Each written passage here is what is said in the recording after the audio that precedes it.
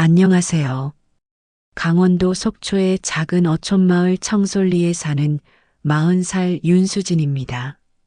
10년 전 남편과 사별하고 혼자 살면서 마을 수산물 직판장에서 일하며 조용한 삶을 살아왔습니다.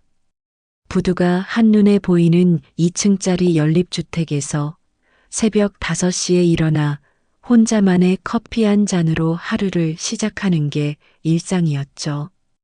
2021년 9월의 마지막 날이었습니다. 태풍 하이선이 동해안을 강타하던 밤이었죠. 새벽 3시 천둥 번개가 치는 와중에 들려온 희미한 울음소리. 처음에는 바람 소리라고 생각했습니다. 하지만 그 소리는 분명 아기의 울음이었습니다. 방수 점퍼를 걸치고 장화를 신은 채 부두로 향했습니다.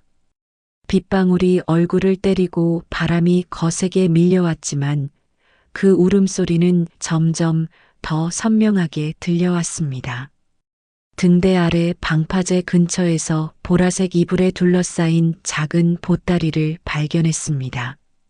떨리는 손으로 이불을 걷어냈을 때 파란 입술에 갓난아기가 있었습니다. 배꼽이 채 아물지 않은 걸 보니 태어난 지 얼마 되지 않은 것 같았습니다. 아기의 몸은 차갑게 식어 있었고 옆에는 부디 우리 아이를 사랑으로 키워주세요라는 쪽지 한 장이 놓여 있었습니다. 망설임 없이 아기를 품에 안았습니다. 35해 살아오면서 처음 느껴보는 떨림이었습니다. 집으로 뛰어오는 내내 아기의 작은 심장 소리가 제 심장 소리와 뒤섞여 울렸습니다. 집에 도착해서야 자세히 볼 수 있었는데 까만 눈동자를 가진 여자아이였습니다. 따뜻한 물수건으로 몸을 닦아주고 제 침대 한가운데 눕혔습니다. 온수매트 온도를 높이고 담요를 덮어주었습니다. 그때 아기가 처음으로 눈을 떴고 저를 바라보았습니다. 마치 오래전부터 저를 기다려왔다는 듯한 눈빛이었죠. 그 순간 이름이 떠올랐습니다. 다은, 많은 은혜, 많은 축복이란 뜻으로요. 창밖에선 여전히 폭풍우가 몰아쳤지만 제 마음은 이상하리만치 평온했습니다. 혼자만의 조용했던 삶이 끝나고 새로운 이야기가 시작된다는 걸 직감했습니다. 두렵지 않았습니다. 오히려 가슴 한켠이 따뜻해지는 걸 느꼈습니다. 마치 오랫동안 찾아 헤매던 무언가를 드디어 발견한 것처럼요. 태풍이 지나간 다음 날 아침, 제일 먼저 보건소로 향했습니다. 다은이의 체온은 여전히 낮았고 숨소리도 불규칙했습니다. 문을 연 보건소에서 만난 김 원장님은 곧바로 응급처치를 해주셨습니다. 체중이 EKG도 되지 않는다며 걱정스러운 표정을 지으셨죠. 당장 속초의료원으로 이송해야 한다고 하셨습니다. 구급차 안에서 다은이의 작은 손을 잡고 있는데 마음이 무너져 내렸습니다. 남편을 잃은 후 처음으로 누군가의 생명이 제 손에 달려있다는 걸 실감했기 때문입니다. 의료원에 도착하자마자 다은이는 인큐베이터로 옮겨졌고 저는 경찰과 아동보호전문기관 직원들을 만나야 했습니다. 다은이를 발견한 정황을 설명하는 동안 손이 떨렸습니다. 직원들은 아동유기 사건으로 조사가 필요하다고 했고 다은이는 일시보호시설로 가야 한다고 했습니다. 그 순간 제 입에서 나온 말이 저조차도 놀라게 했습니다. 제가 키우겠습니다. 계획에 없던 말이었지만 마음은 이미 굳게 정해져 있었나 봅니다. 그날부터 제 생활은 완전히 바뀌었습니다. 아침 일찍 직판장에서 일하고 점심시간이면 병원으로 달려가 다은이의 젖병을 물렸습니다. 퇴근 후에도 병원으로 직행해서 밤늦게까지 다은이 곁을 지켰죠.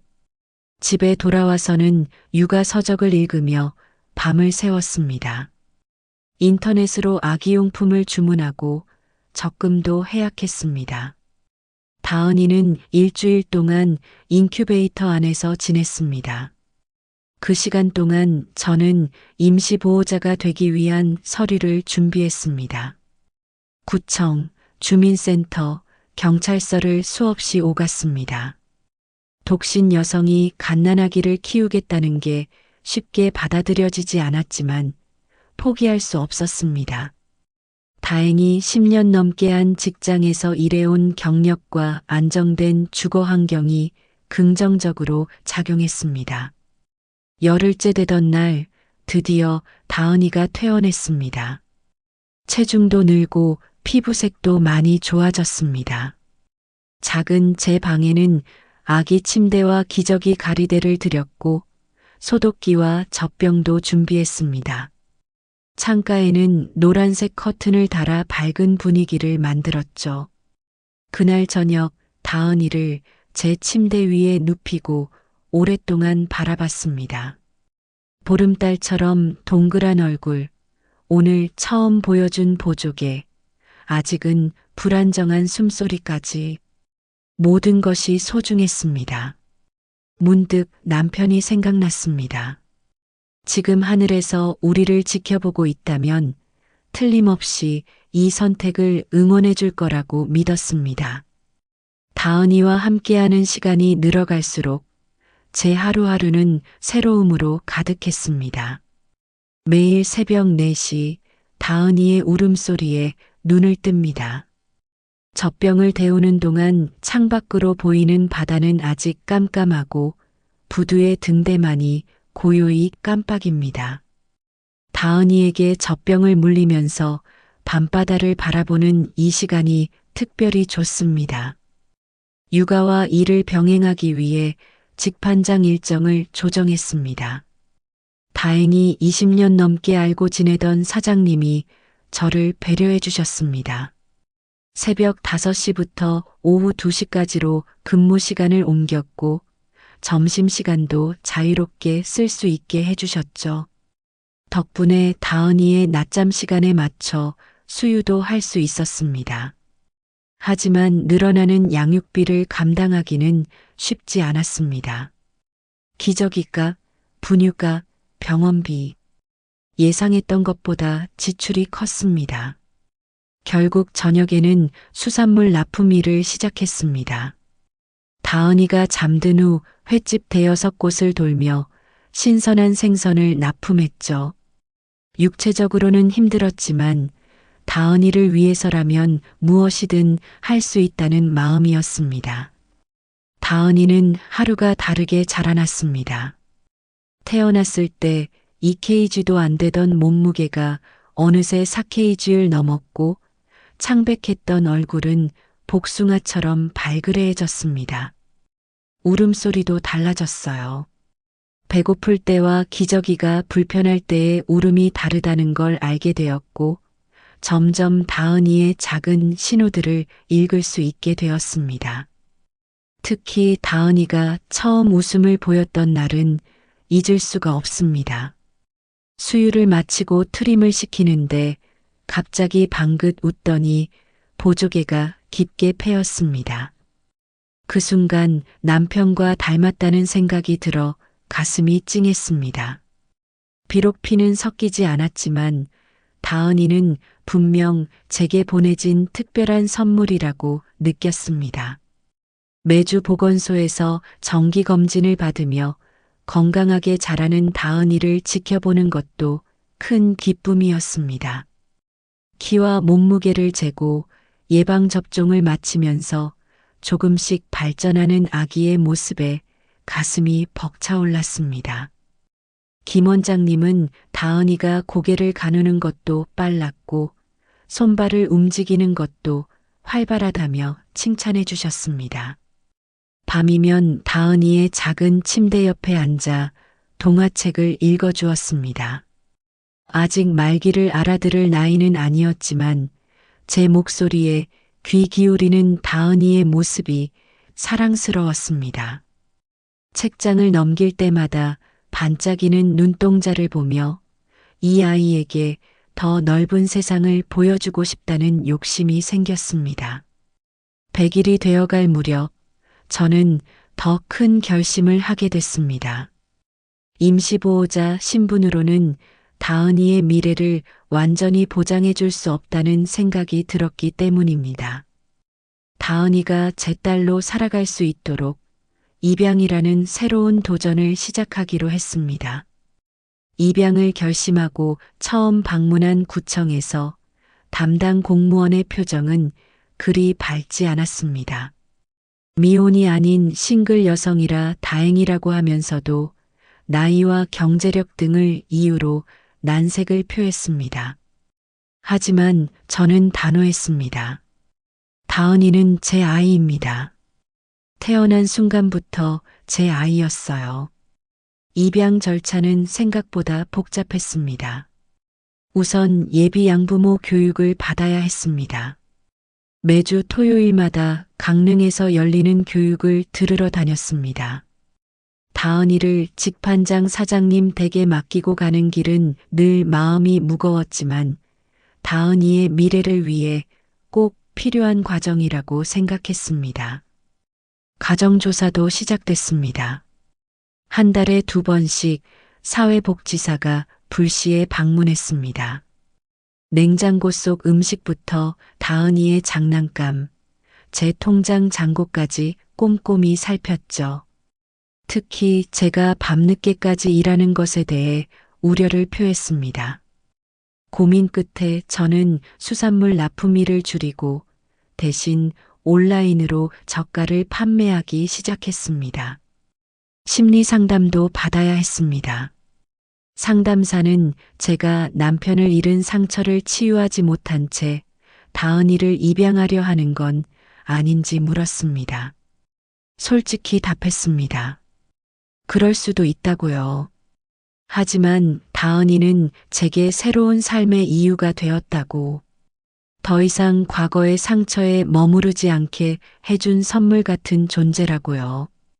입양 심사를 기다리는 동안 우리의 일상은 계속됐습니다. 다은이는 어느새 기어다니기 시작했고 첫이도 났습니다. 밤새 열이 나고 보채는 다은이를 안고 있으면서도 행복했습니다. 이런 순간들을 함께 할 수 있다는 것만으로도 감사했으니까요. 6개월간의 긴 심사 끝에 드디어 입양이 허가되었습니다. 법원에서 입양 서류를 받아들던 순간 눈물이 멈추지 않았습니다. 이제 다은이는 완전히 제 딸이 된 거죠. 다은아, 이제 우리는 영원한 가족이야. 품에 안긴 다은이가 방긋 웃으며 제 얼굴을 만졌습니다. 그날 저녁 직판장 식구들과 작은 축하 파티를 열었습니다. 사장님이 직접 회를 떠주셨고 동료들은 다은이 옷과 장난감을 선물해 주었습니다. 부두가 보이는 저희 집 베란다에서 다 함께 다은이의 앞날을 축복해 주었죠. 그때 문득 하늘을 올려다봤습니다. 유난히 별이 밝은 밤이었습니다. 신분증을 받으러 주민센터에 갔을 때 다은이의 성을 윤으로 올리면서 가슴이 벅차올랐습니다. 이제 저희는 법적으로도 서류상으로도 완전한 모녀가 된 거죠. 그동안 힘들었던 순간들이 주마등처럼 스쳐 지나갔습니다. 하지만 그 모든 시간이 지금의 행복을 만들어준 거라고 생각하니 감사한 마음뿐이었습니다. 다은이가 18개월이 되던 즈음 저는 큰 결정을 하게 됐습니다. 이제 걸음마를 시작한 다은이에게 더 넓은 공간이 필요하다는 생각이 들었기 때문입니다. 연립주택을 처분하고 아파트 단지로 이사를 결정했습니다. 20년 넘게 살아온 집을 떠나는 건 쉽지 않았지만 다은이의 미래를 위해서라면 어떤 변화도 감당할 수 있었습니다. 새로운 보금자리는 바다가 보이는 14층 아파트였습니다. 아침이면 다은이와 함께 베란다에 나가 일출을 보는 게 일과가 되었습니다. 다은아, 저기 빨간 해가 떠오르네. 다은이는 아직 말을 하지 못했지만 해가 뜨는 걸 볼 때마다 환하게 웃었습니다. 단지 내 어린이집에도 다은이를 보내기 시작했습니다. 처음에는 분리불안이 심해서 매일 아침 울음바다였습니다. 저도 출근길에 마음이 무거웠지만 어린이집 선생님께서 보내주시는 다은이의 웃는 사진을 보면 안심이 됐습니다. 또래 친구들과 어울리며 점점 적응해가는 모습이 대견했습니다. 특히 민지라는 친구와 무척 가까워졌습니다. 민지 엄마는 저와 비슷한 또래의 워킹맘이었는데 아이들이 친해지면서 자연스럽게 육아 정보도 나누고 서로의 고민도 들어주는 사이가 됐습니다. 주말이면 네 식구가 함께 근처 공원에서 피크닉을 하거나 키즈 카페에 가곤 했죠. 하지만 평온한 일상 속에서도 작은 시련이 찾아왔습니다. 어느 날 어린이집에서 돌아온 다은이가 물었습니다. 엄마, 나는 하늘에서 왔어? 알고 보니 친구들이 다은이더러 주운 아기라고 놀렸다고 합니다. 가슴이 무너지는 것 같았지만 침착하게 대답했습니다. 맞아. 다은이는 하늘이 엄마한테 보내준 특별한 선물이야. 세상에서 제일 소중한 우리 다은이. 그날 이후 저는 다은이에게 입양 이야기를 자연스럽게 들려주기 시작했습니다. 폭풍우 치던 밤에 만난 이야기, 처음 웃음 지었던 날의 이야기, 우리가 가족이 되기까지의 이야기를 동화처럼 들려주었더니 다은이는 오히려 자신의 이야기를 자랑스러워했습니다. 매주 토요일 아침이면 다은이와 함께 바닷가를 거닙니다. 처음 다은이를 만났던 등대 아래를 지날 때면 그날의 기억이 선명하게 떠오릅니다. 때로는 다은이의 친부모님을 생각합니다. 어떤 사연이 있었는지, 지금은 잘 지내시는지. 하지만 이내 마음을 다잡습니다. 그분들 덕분에 저와 다은이가 만날 수 있었으니까요. 요즘 다은이는 말을 배우기 시작했습니다. 엄마라는 첫 마디를 시작으로 하루가 다르게 새로운 단어들을 익혀갑니다. 특히 사랑해라는 말을 배운 뒤로는 하루에도 수십 번씩 말하곤 합니다. 그럴 때마다 저도 나도 사랑해, 우리 다은아라고 대답하며 꼭 안아줍니다. 이제 다은이를 처음 만난 지 2년이 다 되어 갑니다. 그동안 우리는 많은 것이 달라졌습니다. 하지만 변함없는 게 하나 있다면 우리가 서로에게 가장 소중한 선물이라는 사실입니다. 앞으로도 우리는 함께 성장해 갈 것입니다. 때로는 힘들고 어려운 순간이 찾아올지도 모르지만 서로를 향한 사랑만큼은 영원할 것이라고 믿습니다. 어느덧 다은이가 3살이 되었습니다. 아침이면 제 화장할 때 옆에 앉아 흉내를 내고 요리할 때면 작은 의자를 끌고 와 구경하는 재롱둥이가 되었습니다. 엄마 닮고 싶어? 라는 말을 입에 달고 살더니 제 구두를 신고 뒤뚱거리며 걷는 모습이 그렇게 사랑스러울 수가 없습니다. 어린이집에서는 그림 그리기를 특히 좋아한다고 합니다. 매일 가방에서 꺼내오는 그림에는 항상 2사람이 있습니다. 하늘색 원피스를 입은 큰 사람과 분홍색 원피스를 입은 작은 사람. 선생님이 물으면 우리 엄마랑 나예요. 라고 자랑스럽게 말한다고 하네요. 올해부터는 직판장 일에 변화를 주었습니다. 사장님의 제안으로 온라인 쇼핑몰을 시작했는데 덕분에 늦은 시간 일하지 않고도 수입을 늘릴 수 있게 되었습니다.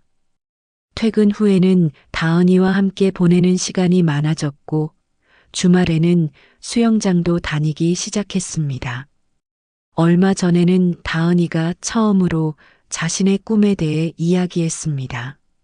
나중에 커서 엄마처럼 아픈 아기들 도와주는 사람이 될 거야. 그 말을 들으며 눈물이 났습니다.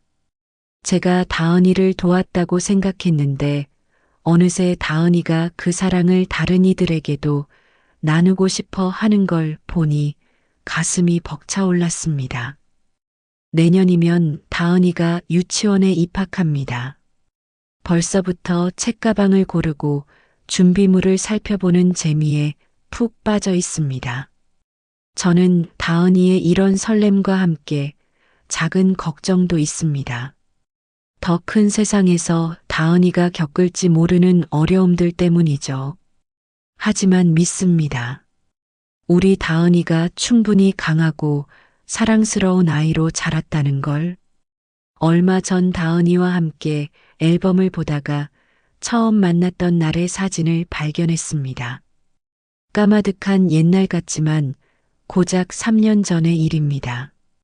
파란 입술로 힘겹게 숨쉬던 그 작은 생명이 이제는 저보다 더 밝은 웃음을 가진 사람이 되었습니다. 가끔 사람들이 묻습니다. 혼자 아이를 키우는 게 힘들지 않냐고. 물론 힘든 순간도 많습니다. 하지만 다은이는 제게 단순한 딸이 아닙니다. 제가 다시 삶의 의미를 찾게 해준 선물이자 매일 아침 일어나는 이유이고 더 나은 사람이 되고 싶게 만드는 원동력입니다. 우리는 이제 새로운 꿈을 꿉니다. 다은이가 초등학교에 입학하면 제주도로 여행을 가기로 했고 다은이가 원하는 취미 활동도 하나씩 시작해 보려 합니다.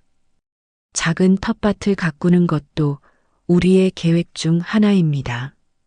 베란다에 방울토마토를 심어보겠다는 다은이의 제안에 저도 설렙니다. 그날 밤 폭풍우가 몰고 온 작은 인연이 이제는 제 삶의 전부가 되었습니다. 앞으로도 우리는 함께 성장해 갈 것입니다. 다은이의 첫 입학식, 첫 방학, 첫사랑. 그 모든 순간들을 함께하며 서로에게 더 큰 사랑과 희망이 되어줄 것입니다. 우리의 이야기는 이제 겨우 시작입니다. 우리 동네에는 이제 다은이를 모르는 사람이 없습니다. 아파트 놀이터에서 만나는 이웃들은 다은이에게 사탕을 쥐어주기도 하고 엘리베이터에서 마주치면 반갑게 인사를 나눕니다. 특히 1층 경비실 할아버지는 다은이의 열렬한 팬이 되셨습니다. 출근할 때마다 우리 예쁜 다은이 잘 다녀와 하고 손을 흔들어 주시죠. 직판장 식구들도 다은이의 든든한 지원군입니다. 사장님은 이모처럼 다은이를 예뻐해 주시고 동료들은 명절이나 생일 때마다 선물을 챙겨줍니다. 지난 설에는 다은이 한복을 선물 받았는데 그걸 입고 찍은 사진이 직판장 벽에 걸려 있습니다. 민진의 가족과는 더욱 가까워졌습니다. 서로의 집을 오가며 아이들을 봐주기도 하고 주말이면 함께 나들이를 가기도 합니다. 얼마 전에는 민지 동생이 태어났는데 다은이가 동생 저도 갖고 싶어요. 라고 말해서 모두를 웃게 했습니다. 입양 가족 모임도 시작했습니다. 한 달에 한 번 비슷한 상황의 가족들이 모여 이야기도 나누고 아이들은 함께 놀게 합니다. 처음에는 망설였지만 다은이가 자신과 비슷한 배경을 가진 친구들을 만나는 게 좋을 것 같았습니다.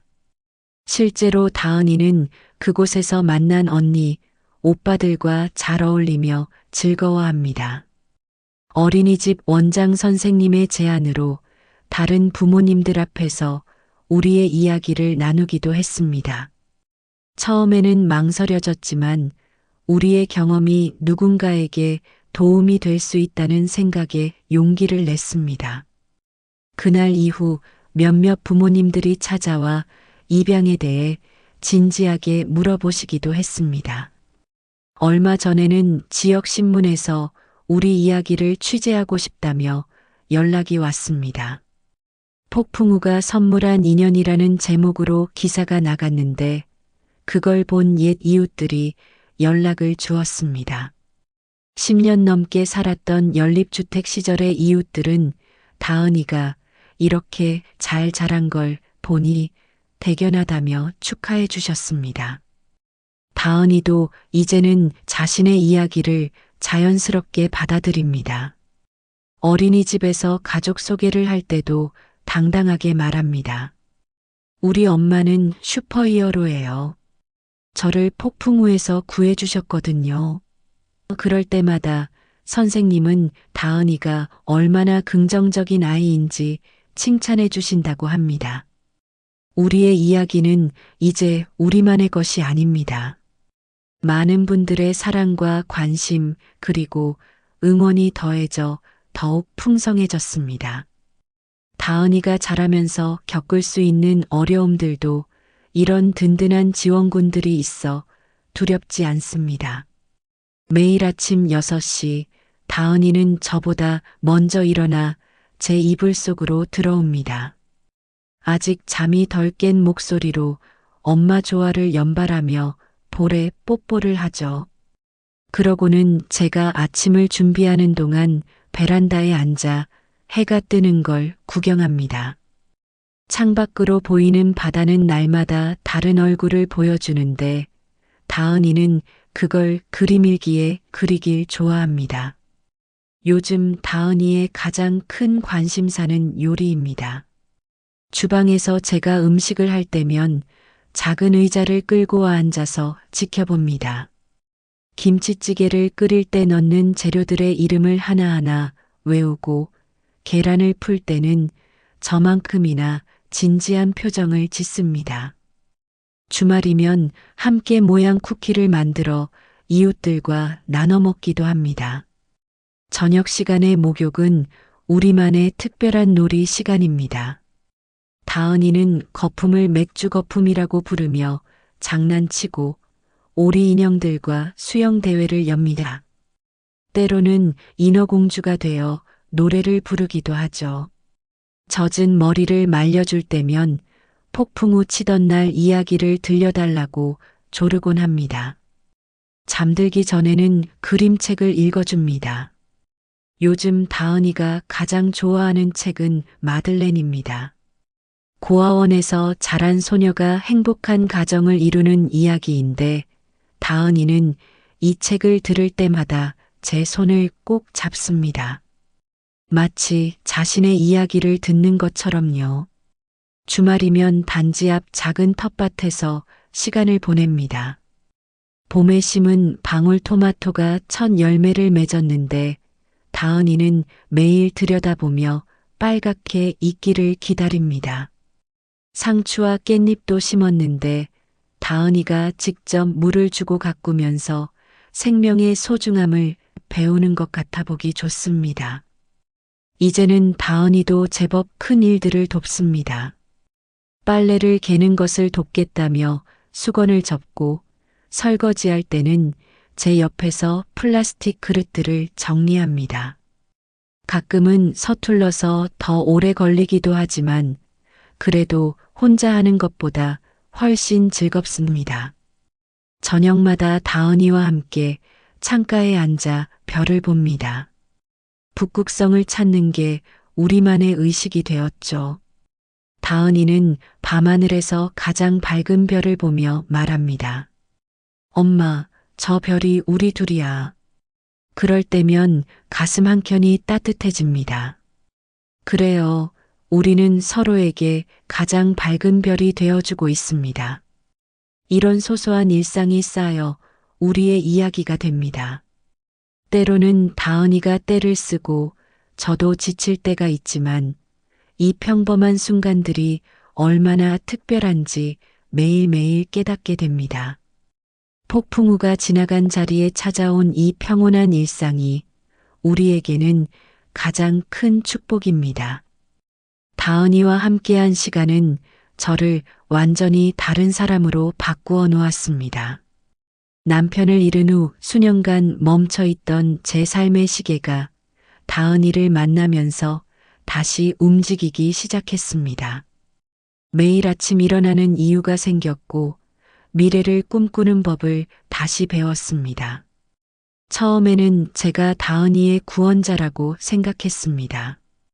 폭풍우 속에서 그 작은 생명을 구해낸 제가 다은이에게 새로운 삶을 선물했다고 여겼죠. 하지만 시간이 지날수록 깨달았습니다. 사실은 다은이가 저를 구한 거였다는 것을요. 얼마 전 다은이가 물었습니다. 엄마는 왜 나를 데려갔어요? 잠시 생각하다 답했습니다. 그건 마치 별을 발견한 것과 같았어. 칠흑 같은 어둠 속에서 반짝이는 작은 별을 본 거야.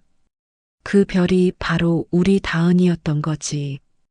다은이는 한참을 생각하더니 말했습니다. 그럼 엄마는 내 우주인 거네요? 입양을 결정했을 때 많은 분들이 걱정하셨습니다. 혼자서 아이를 키우는 게 너무 버거울 거라고, 나중에 후회할지도 모른다고 하셨죠. 하지만 지금 돌아보면 그때의 선택은 제 인생에서 가장 옳은 결정이었습니다. 다은이는 제게 딸이자 친구이고 삶의 이유가 되어 주었으니까요. 다은이를 키우면서 제 안의 상처들도 조금씩 아물어갔습니다.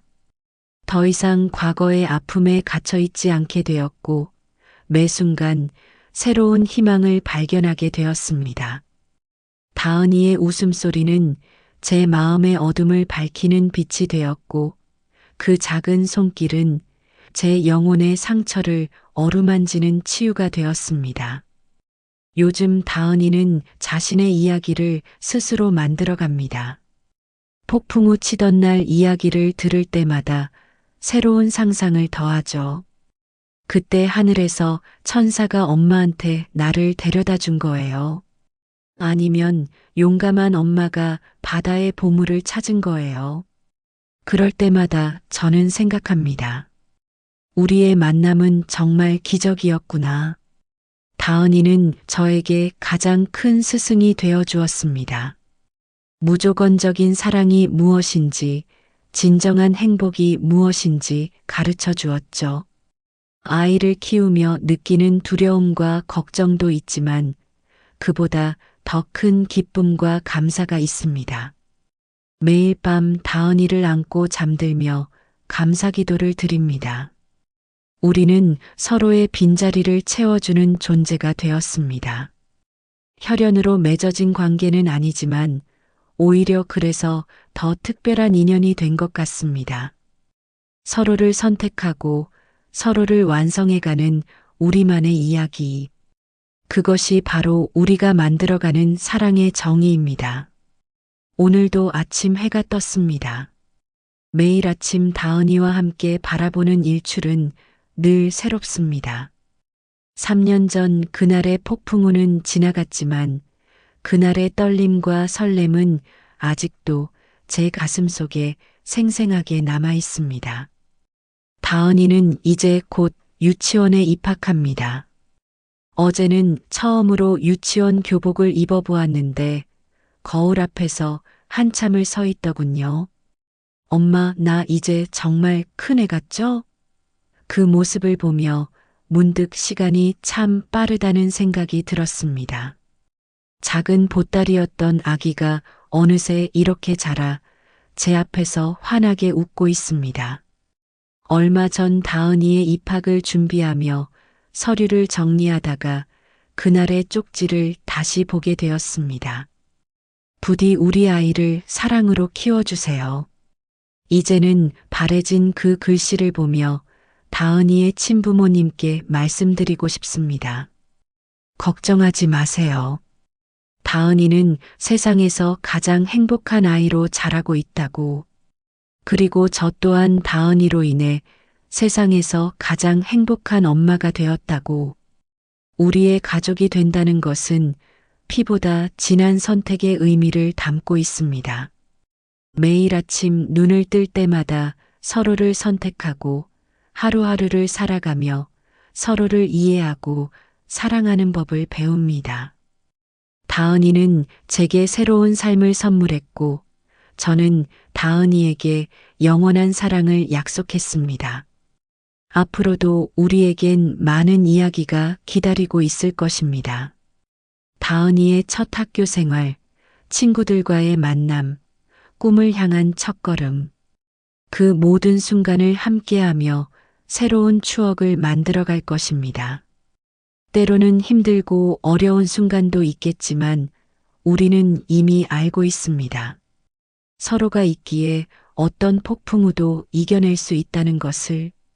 다은이가 커서 자신의 길을 찾아갈 때 저는 그저 등대처럼 묵묵히 그 자리를 지키고 있을 것입니다. 그날 밤 폭풍우 속에서 다은이를 발견했던 그 등대처럼 우리 다은이가 어떤 선택을 하든 항상 돌아올 수 있는 안식처가 되어주고 싶습니다. 우리의 이야기는 아직 시작에 불과합니다. 하지만 한 가지 확실한 것은 그날 폭풍우가 우리에게 선물한 이 인연이 영원할 것이라는 사실입니다. 우리는 서로의 별이 되어 각자의 밤하늘을 밝히며 함께 성장해 갈 것입니다. 이제 저는 더 이상 혼자가 아닙니다. 다은이도 마찬가지고요. 우리는 서로에게 가장 완벽한 가족이 되었습니다. 이것이 바로 폭풍우가 가져다 준 기적, 우리들만의 특별한 이야기입니다. 다음은 이마진님의 사연입니다. 안녕하세요. 제주시 노영동에서 작은 음악학원을 운영하는 이마진입니다. 베를린 필하모닉 오케스트라의 첼리스트가 되는 것이 꿈이었던 저는 3년 전 독일 유학 중 겪은 교통사고로 무대 공포증을 얻었습니다. 더 이상 많은 사람들 앞에서 연주를 할 수 없게 된 저는 고향 제주로 돌아와 아이들에게 첼로를 가르치며 조용히 지내고 있었습니다. 그날도 평범한 봄날이었습니다. 노란 유채꽃이 만발한 4월의 오후 마지막 레슨을 마치고 학원 정리를 하고 있을 때였습니다. 현악기 특유의 울림을 보존하기 위해 습도를 맞추고 창문을 닫는 일상적인 마무리 작업을 하던 중이었죠. 그때 문득 뒤를 돌아보니 창가에 한 아이가 서 있었습니다. 13살 정도로 보이는 마른 체구의 여자아이였습니다. 까만 생머리가 어깨까지 내려오고 교복 차림이었지만 어쩐지 많이 지쳐 보였습니다. 아이는 말없이 제 첼로를 바라보고만 있었습니다. 안녕하세요? 제가 말을 걸었지만 아이는 대답하지 않았습니다. 그저 첼로를 바라보던 아이의 눈빛이 아직도 선명합니다. 마치 오랫동안 찾아 헤매던 무언가를 발견한 듯한 그런 반짝이는 눈빛이었습니다. 저는 직감적으로 첼로를 집어들었습니다. 바흐의 무반주 첼로 모음곡 1번. 제가 가장 좋아하는 프렐류드를 연주하기 시작했죠. 첫 음이 울리자마자 아이의 표정이 변했습니다. 굳어있던 얼굴이 조금씩 풀어지더니 어느새 눈을 감고 음악에 몰입하는 모습이었습니다. 6분 남짓한 연주가 끝나고 눈을 떴을 때 아이의 뺨에는 눈물이 흐르고 있었습니다. 그날 저녁 보육원 관장님으로부터 전화를 받았습니다. 아이의 이름은 윤서, 3년 전 부모님을 잃은 후로 단 한마디도 하지 않는 선택적 함구증을 앓고 있다고 했습니다. 하지만 오늘 처음으로 자신의 의사를 표현했다고 합니다. 첼로를 배우고 싶다고 메모장에 써서 보여줬다고요. 전화를 끊고 창밖을 바라보았습니다. 어둠이 내린 하늘에 별들이 반짝이고 있었습니다. 문득 깨달았습니다. 제가 음악을 포기하지 않은 이유가 어쩌면 오늘 이 만남을 위해서였을지도 모른다는 생각이 들었습니다. 말을 잃어버린 아이와 무대를 잃어버린 음악가. 우리의 만남은 우연이 아닌 필연이었나 봅니다. 다음 날부터 윤서는 매일 오후 4시에 학원을 찾아왔습니다. 방과 후면 어김없이 나타나 구석자리에 앉아 다른 학생들의 레슨을 조용히 지켜보았죠. 말은 하지 않았지만 첼로 소리가 울릴 때마다 윤서의 손가락이 살짝살짝 움직이는 것을 발견할 수 있었습니다. 일주일이 지난 어느 날 모든 레슨이 끝난 후 윤서에게 첼로를 건넸습니다. 처음에는 망설이더니 이내 조심스럽게 첼로를 받아들었습니다. 활을 잡는 법부터 차근차근 알려주었죠. 말없이 고개를 끄덕이며 모든 동작을 따라하는 모습이 무척 진지했습니다. 그렇게 한 달이 지났을 무렵 박소영 음악치료사를 통해 윤서의 이야기를 자세히 듣게 되었습니다. 3년 전 제주 올레길 여행 중 부모님과 함께 당한 교통사고. 홀로 살아남은 윤서는 그날 이후 말을 잃었다고 합니다. 보육원에서도 늘 혼자였고 또래 친구들과 어울리지 못했다고 했습니다. 선생님, 윤서가 달라졌어요. 소영 선생님이 말했습니다. 첼로를 배우기 시작한 후로 표정이 밝아졌고 제스처도 많아졌어요. 특히 음악 시간이 되면 눈빛이 반짝인다고 하더군요. 어느 날은 윤서가 쪽지를 건네주었습니다. 선생님은 왜 콘서트홀에서 연주하지 않나요? 순수한 호기심이 담긴 질문이었지만 제 마음 한켠이 흔들렸습니다. 사고 이후 처음으로 누군가에게 제 이야기를 들려주고 싶다는 생각이 들었습니다. 그날 저녁 윤서에게 제 이야기를 들려주었습니다. 베를린에서의 교통사고, 그 후 찾아온 무대 공포증, 관객 앞에만 서면 숨이 막히고 손이 떨리는 증상에 대해 윤서는 처음으로 제 눈을 마주보며 고개를 끄덕였습니다. 그리고 처음으로 미소를 지어 보였죠. 다음 날 윤서는 일기장을 가져왔습니다. 3년 동안 말하지 못하고 속에 담아두었던 이야기들이 빼곡히 적혀 있었습니다. 사고 당시의 기억, 보육원에서의 외로움, 그리고 첼로 소리를 처음 들었을 때의 감동까지. 저는 그 일기를 읽으며 깨달았습니다. 우리는 서로의 침묵을 이해할 수 있는 유일한 사람이 된 것 같았습니다. 윤서의 첼로 실력은 놀랍도록 빨리 늘어갔습니다. 말을 하지 않는 대신 모든 감정을 음악에 쏟아붓는 듯 했죠. 특히 슬픈 멜로디를 연주할 때면 윤서만의 독특한 감성이 드러났습니다. 마치 오랫동안 가슴속에 묻어두었던 이야기를 첼로로 들려주는 것 같았습니다. 한 달이 더 지났을 때 윤서는 두 번째 쪽지를 건네주었습니다. 선생님, 저도 선생님처럼 첼리스트가 되고 싶어요. 그 순간 제 마음속 무언가가 움직였습니다. 어쩌면 우리는 서로의 잃어버린 소리를 찾아줄 수 있을지도 모른다는 희망이 생겼습니다. 윤서의 첼로 소리가 조금씩 변하기 시작했습니다. 처음에는 서툴고 불안정하던 음색이 점점 깊어지고 풍부해졌죠. 특히 바흐의 지선상의 아리아를 연습할 때면 윤서만의 특별한 감성이 묻어났습니다. 마치 오랫동안 하지 못했던 이야기를 음표에 담아 들려주는 것 같았습니다. 어느 날 레슨이 끝난 후 윤서가 악보 한 장을 내밀었습니다. 드보르작의 침묵의 숲이었죠. 악보 여백에는 연필로 삐뚤빼뚤한 글씨가 적혀 있었습니다. 엄마 아빠가 좋아하셨던 곡이에요. 처음으로 윤서가 자신의 부모님에 대해 이야기한 순간이었습니다. 그날부터 우리는 침묵의 숲을 연습하기 시작했습니다. 처음에는 떨리는 손으로 활을 그었지만 점점 안정을 찾아갔죠. 윤서의 연주에는 그리움이 묻어났습니다.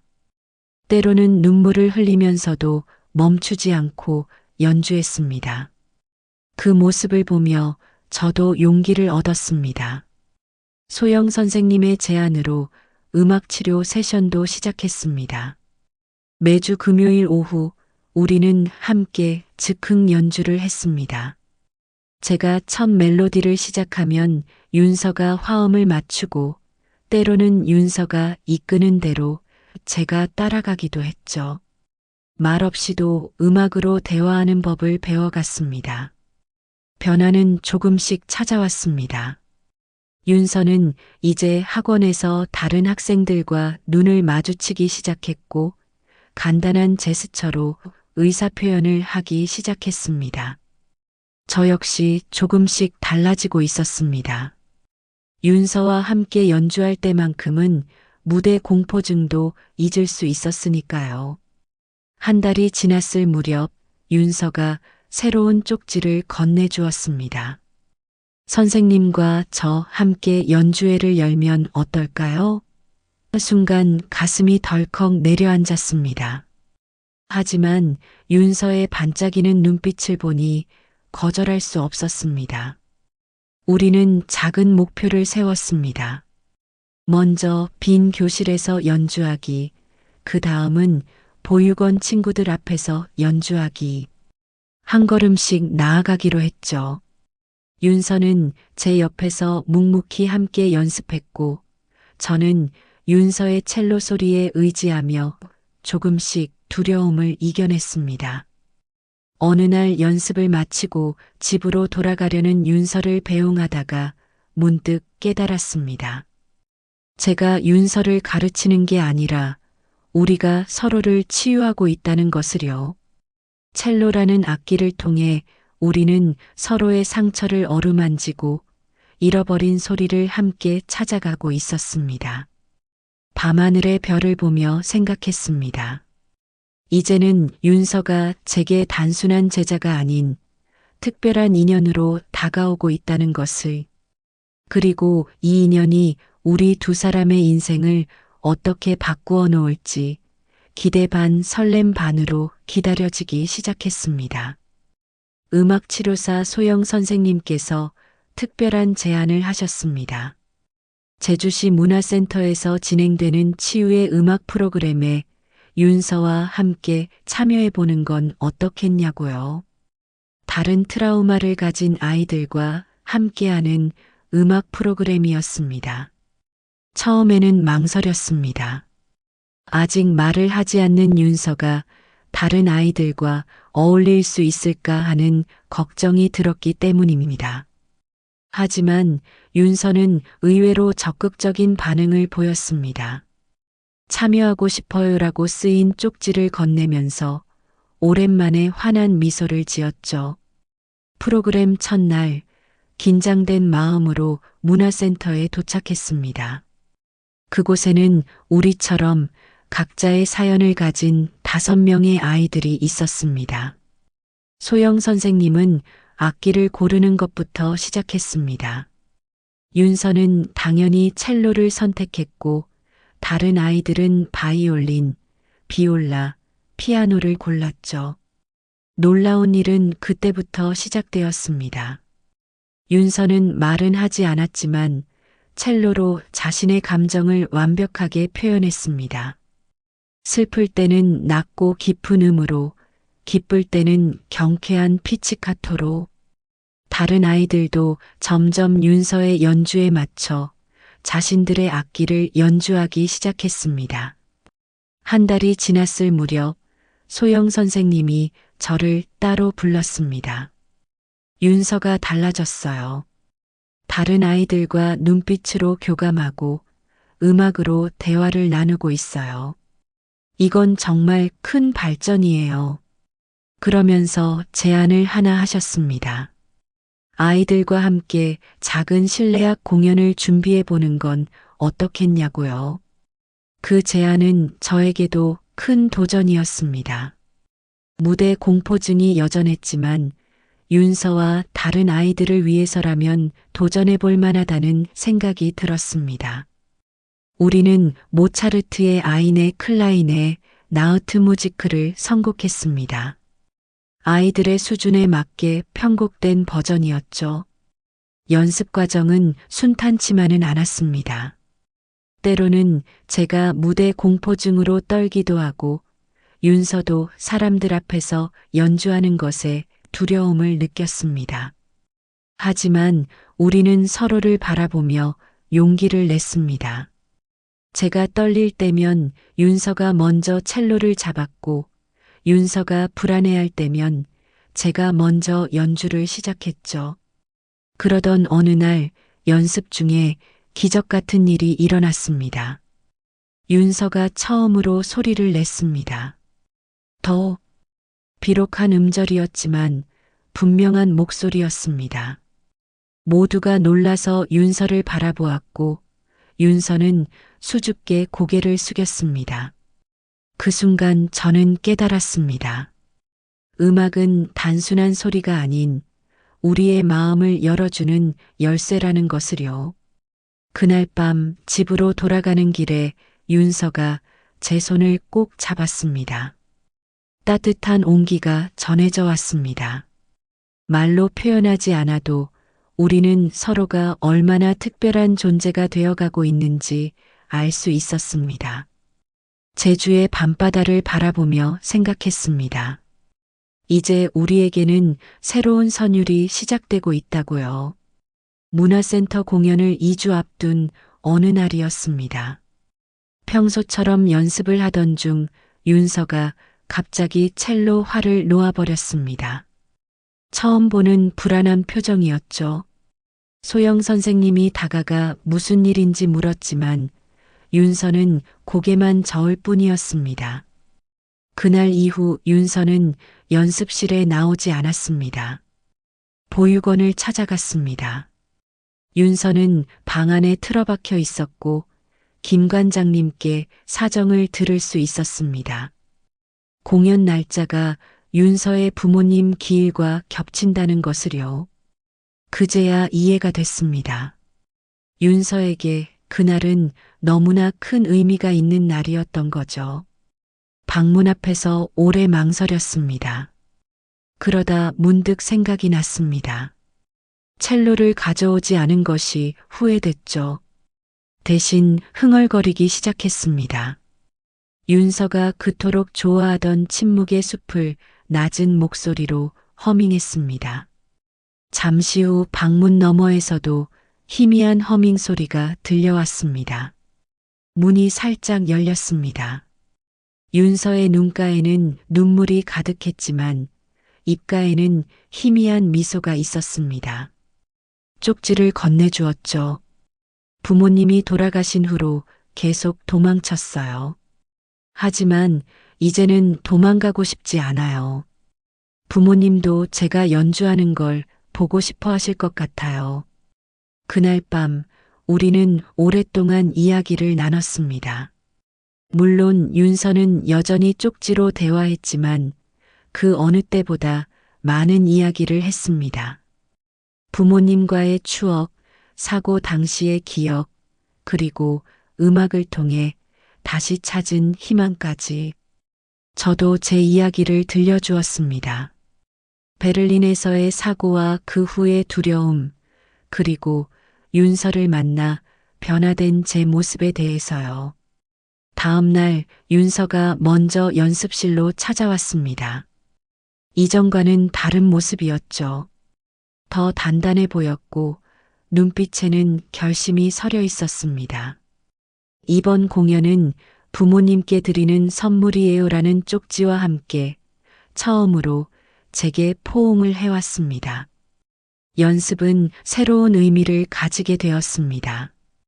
단순한 공연 준비가 아닌 우리 각자의 상처를 마주하고 극복하는 과정이 되었죠.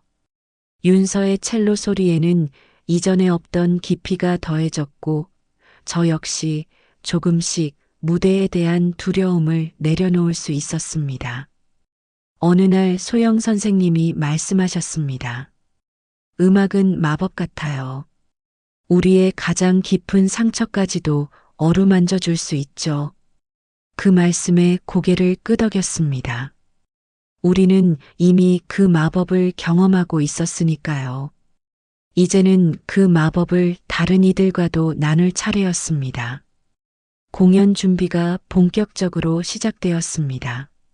문화센터 공연장은 작았지만 저에게는 베를린 필하모닉 홀만큼이나 부담스러운 공간이었습니다. 하지만 이제는 달랐습니다. 윤서가 제 옆에서 첼로를 연주할 것이기 때문이었죠. 연습이 끝난 후의 시간도 특별해졌습니다. 윤서와 함께 제주 바다를 산책하며 서로의 이야기를 나누었죠. 윤서는 여전히 쪽지로 대화했지만 그 안에 담긴 마음은 점점 더 깊어졌습니다. 선생님과 함께 있으면 마음이 따뜻해져요. 첼로를 연주할 때가 제일 행복해요. 그런 쪽지들이 하나둘 쌓여갔습니다. 어느 날 소영 선생님이 조심스럽게 제안을 하셨습니다. 윤서의 입양을 고려해 보는 건 어떻겠냐고요. 순간 가슴이 쿵 내려앉았습니다. 사실 저도 그 생각을 하고 있었거든요. 하지만 제가 과연 좋은 부모가 될 수 있을까? 청각장애가 있는 제가 아이를 제대로 키울 수 있을까 하는 두려움이 있었습니다. 그날 밤 평소처럼 윤서를 보육원으로 데려다주고 돌아오는 길이었습니다. 문득 윤서가 제 소매를 잡아당겼습니다. 노란 가로등 아래서 윤서는 새로운 쪽지를 건네주었습니다. 선생님, 저 계속 선생님과 함께 있고 싶어요. 그 순간 모든 망설임이 사라졌습니다. 우리는 이미 서로를 필요로 하는 사람이 되어 있었던 거죠. 음악으로 시작된 인연이 이제는 더 깊은 의미로 발전하고 있었습니다. 다음 날 김 관장님을 찾아가 입양 상담을 시작했습니다. 제 상황을 설명드리고 진심을 전했죠. 관장님은 오히려 반가워하셨습니다. 윤서가 처음으로 마음을 연 사람이 당신입니다. 이건 운명일지도 모르겠네요. 입양 신청을 위해 필요한 서류들을 준비하기 시작했습니다. 소득증명서, 범죄 이력 조회, 건강검진. 모든 과정이 새로웠지만 윤서를 위해서라면 어떤 어려움도 감당할 수 있을 것 같았습니다. 그러던 중 뜻밖의 소식을 들었습니다. 문화센터 공연을 보러 입양심사 담당자도 오신다는 거였습니다. 우리의 공연이 입양심사에도 영향을 미칠 수 있다는 말에 긴장이 됐지만 한편으로는 다행이라는 생각도 들었습니다. 음악으로 맺어진 우리의 인연을 음악으로 증명할 수 있을 테니까요. 윤서에게 입양 이야기를 꺼냈을 때 처음으로 윤서의 목소리를 들었습니다. 작게 떨리는 음성으로 네. 라고 대답한 거죠. 그 한마디에 담긴 감정이 얼마나 컸는지 저는 그대로 윤서를 안아주었습니다. 이제 우리 앞에는 두 가지 큰 도전이 놓여 있었습니다. 성공적인 공연과 입양 심사. 하지만 더 이상 두렵지 않았습니다. 우리는 서로가 있으니까요. 음악이 우리를 이어준 것처럼 앞으로도 우리는 함께 모든 어려움을 이겨낼 수 있을 거라 믿었습니다. 공연 일주일 전 우리는 매일 아침 일찍 만나 연습을 시작했습니다. 해가 뜨기 전 텅 빈 문화센터에서 울리는 첼로 소리는 마치 우리만의 비밀 같았습니다. 윤서의 연주 실력은 놀랍도록 발전했고 저의 무대 공포증도 조금씩 나아지고 있었습니다. 특히 모차르트의 아이네 클라인의 나우트 무지크 연습 중에 놀라운 일이 일어났습니다. 평소처럼 제가 먼저 첫 소절을 시작하고 윤서가 따라오는 순간이었죠. 갑자기 윤서가 템포가 조금 빨라요. 라고 말했습니다. 순간 모든 것이 멈춘 것 같았습니다. 3년 만에 처음으로 완전한 문장을 말한 거였으니까요. 윤서도 놀란 듯 자신의 입을 가렸습니다. 하지만 이내 환하게 웃었죠. 그 순간부터 윤서의 말문이 조금씩 열리기 시작했습니다.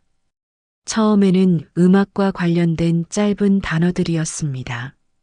크레센도, 피아노, 다카포, 음악 용어들이 하나둘씩 윤서의 입에서 흘러나왔습니다.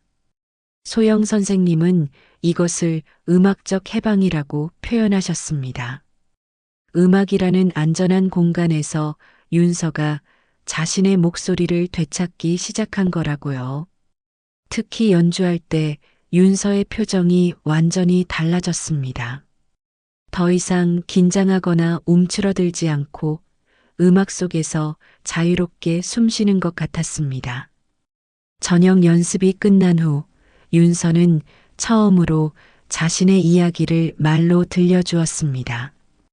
떨리는 목소리로 중간중간 멈춰가면서 부모님과의 마지막 순간, 사고 후의 두려움, 그리고 첼로를 만나고 나서 달라진 마음까지. 그 이야기를 듣는 동안 저도 모르게 눈물이 흘렀습니다. 선생님, 윤서가 말했습니다. 제가 말을 못하는 동안 첼로가 저의 목소리가 되어 주었어요. 하지만 이제는 제 진짜 목소리로도 이야기하고 싶어요. 선생님께 그리고 부모님께도. 공연 프로그램도 조금 변경했습니다. 모차르트의 곡 외에도 윤서가 특별히 부모님을 위해 준비한 곡을 추가했습니다. 바로 슈베르트의 아베 마리아였죠. 윤서는 이 곡을 연습할 때마다 입술로 멜로디를 따라 흥얼거렸습니다. 노래하듯 첼로를 연주하는 모습이 마치 천사 같았습니다. 연습을 마치고 집으로 돌아가는 길, 제주의 밤바다를 바라보며 윤서가 말했습니다. 선생님, 저 이제 무섭지 않아요. 음악이 있고 선생님이 있으니까요. 그 말에 가슴 한켠이 따뜻해졌습니다. 저 역시 윤서 덕분에 많은 것이 달라졌으니까요. 이제 우리는 서로의 언어를 완벽히 이해하게 되었습니다. 그것이 음악이든 말이든 침묵이든 모든 방식으로 서로의 마음을 나눌 수 있게 된 거죠. 그리고 이 특별한 교감이 우리를 진정한 가족으로 만들어가고 있다는 걸 느낄 수 있었습니다. 공연 전날 문화센터 공연장에서 마지막 리허설이 있었습니다. 처음으로 실제 무대에 선 순간 오랜만에 찾아온 무대 공포증에 숨이 막혔습니다. 스포트라이트 아래 서자마자 손이 떨리기 시작했고 악보가 흐릿하게 보였죠. 그때 윤서가 제 옆으로 다가와 손을 잡아주었습니다. 선생님, 우리 같이 해요. 처음부터 끝까지. 떨리지만 또렷한 목소리였습니다. 그 순간 제 안의 두려움이 조금씩 녹아내리는 것을 느꼈습니다. 리허설은 예상치 못한 방향으로 흘러갔습니다. 첫 곡을 연주하던 중 갑자기 정전이 되었죠. 순간 모든 것이 어두워졌지만 우리는 연주를 멈추지 않았습니다. 오히려 그 어둠 속에서 서로의 호흡과 음악에 더욱 집중할 수 있었습니다. 소영 선생님은 이 우연한 사고가 오히려 좋은 경험이 되었다고 하셨습니다. 시각적인 요소들에 방해받지 않고 순수하게 음악에만 집중할 수 있었다고요. 윤서도 같은 생각이었나 봅니다. 선생님, 방금 연주가 제일 좋았어요. 마치 우리 둘만의 세상 같았어요. 저녁이 되자 긴장감이 더욱 고조되었습니다. 내일이면 입양 심사관들 앞에서 연주를 해야 한다는 생각에 마음이 무거워졌습니다. 하지만 윤서는 의외로 차분해 보였습니다. 오히려 저를 위로해 주었죠. 선생님이 제게 음악을 선물해 주셨어요. 이제는 제가 선생님께 용기를 선물할게요. 리허설을 마치고 돌아가는 길, 우리는 오랫동안 바닷가를 걸었습니다. 제주의 겨울바다는 차가웠지만 그 속에서도 봄의 기운이 느껴졌습니다. 윤서가 조개 껍데기를 주었습니다. 이것 봐요, 선생님. 겉은 거칠어도 안은 반짝반짝해요. 우리도 이제 반짝이기 시작한 것 같아요. 집으로 돌아와 첼로를 닦으며 생각했습니다. 내일의 공연은 단순한 연주회가 아닙니다. 우리의 새로운 시작을 알리는 의식이자 서로에 대한 약속이 될 것입니다. 윤서를 위해 그리고 우리의 미래를 위해 이 순간을 온전히 받아들이기로 했습니다. 잠들기 전 윤서에게서 문자가 왔습니다. 선생님, 내일은 우리가 처음 만난 날처럼 연주해요. 그때처럼 순수하게 그리고 용기 있게. 그 말에 미소가 지어졌습니다. 그렇습니다. 우리는 이미 가장 어려운 연주를 해냈습니다. 서로의 마음속에 갇혀있던 음악을 깨우는 연주를요. 공연 당일 아침, 제주의 하늘은 유난히 맑았습니다.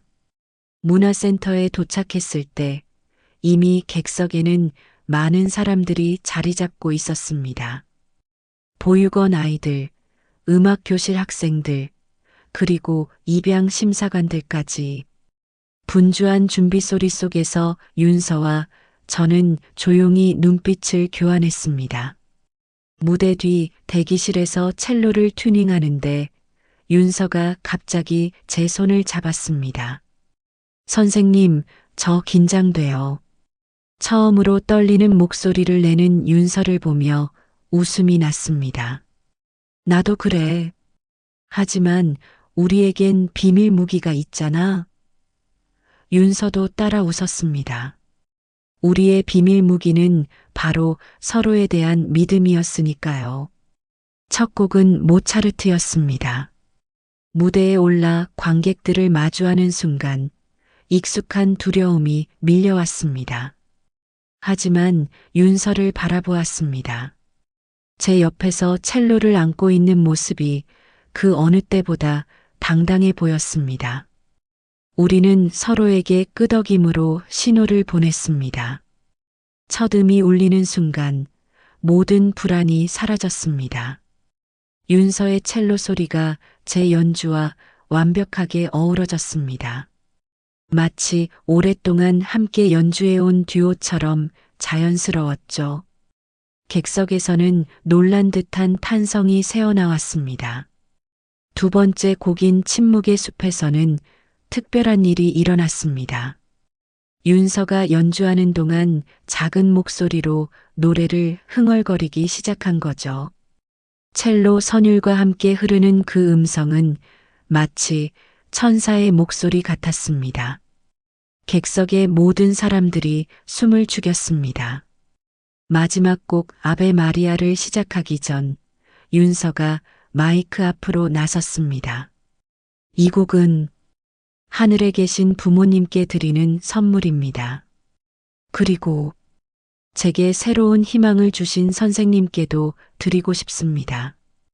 떨리는 목소리였지만 그 어느 때보다 또렷했습니다. 연주가 시작되었습니다.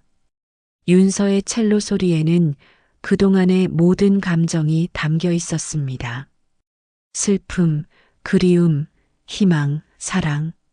저는 그저 윤서의 연주를 따라가며 화음을 맞추었을 뿐인데 어느새 우리의 음악은 하나가 되어 공연장을 가득 채웠습니다.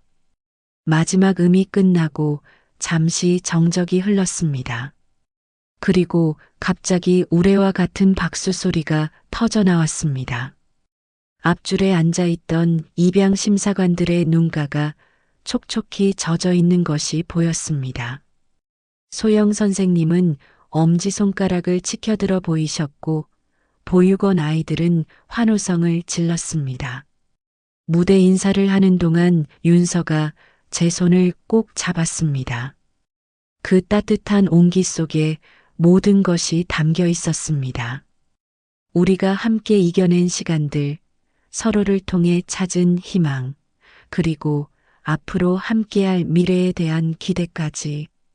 이제 우리는 진정한 의미의 가족이 될 준비가 되었습니다. 공연이 끝난 지 한 달이 지났습니다. 오늘은 특별한 날입니다. 입양이 최종 승인된 날이자 윤서가 처음으로 우리 집으로 오는 날이기 때문입니다. 작은 원룸이었지만 윤서를 위해 특별히 꾸몄습니다. 창가에는 첼로 받침대를 두고 벽에는 우리의 첫 공연 사진을 걸어두었죠. 윤서가 들어서며 가장 먼저 한 말이 아직도 생생합니다. 이제 진짜 제 방이에요? 그 목소리에는 설렘과 기쁨이 가득했습니다. 이제는 더 이상 말하는 것을 어려워하지 않는 윤서를 보며 지난 시간이 꿈만 같았습니다. 저녁 식사 후 우리는 처음으로 가족 연주를 했습니다. 베란다 문을 활짝 열고 제주의 밤바다를 배경으로 첼로 선율을 울렸습니다. 이웃들이 베란다로 나와 박수를 쳐주셨고 누군가는 제주의 첼로 가족이라고 부르며 환하게 웃어주셨죠. 다음 주부터 윤서는 예술중학교에 다니게 됩니다. 음악 특기생으로 입학이 허가된 거죠. 학교 면접에서 윤서는 당당하게 말했다고 합니다. 제 꿈은 첼리스트가 되어서 저처럼 마음에 상처가 있는 사람들을 음악으로 치유해 주는 거예요. 저도 변화가 생겼습니다. 더 이상 무대 공포증에 시달리지 않게 되었고 작은 실내악 공연도 다시 시작했습니다. 다음 달에는 윤서와 함께 제주문화예술회관에서 듀오 공연을 할 예정입니다. 이제는 두렵지 않습니다. 윤서가 제 옆에 있으니까요. 오늘 밤 잠들기 전 윤서가 제게 물었습니다. 엄마, 우리 처음 만났을 때 기억나요? 처음으로 들어보는 엄마라는 말에 가슴이 벅차올랐습니다. 물론이지. 그날의 모든 순간을 기억해. 윤서가 활짝 웃으며 말했습니다. 저도요. 그날 첼로 소리가 제 마음을 두드렸어요. 마치 엄마가 절 부르는 것 같았어요. 창밖으로 보이는 밤하늘에는 별들이 가득합니다. 3년 전 폭풍 우 치던 밤, 말을 잃어버린 한 아이와 무대를 두려워하던 한 음악가가 만났습니다. 그리고 지금 우리는 서로의 가장 소중한 가족이 되어 있습니다. 음악은 우리에게 기적을 선물했습니다. 단순한 선율을 넘어 서로의 마음을 이어주는 다리가 되어 주었죠. 이제 우리는 새로운 곡을 시작합니다. 때로는 느리게, 때로는 빠르게. 하지만 언제나 함께 우리만의 특별한 하모니를 만들어갈 것입니다. 오늘도 우리 집에서는 2대의 첼로 소리가 울립니다. 그 소리는 이제 제주 바다를 건너 더 넓은 세상을 향해 퍼져나갈 준비를 하고 있습니다.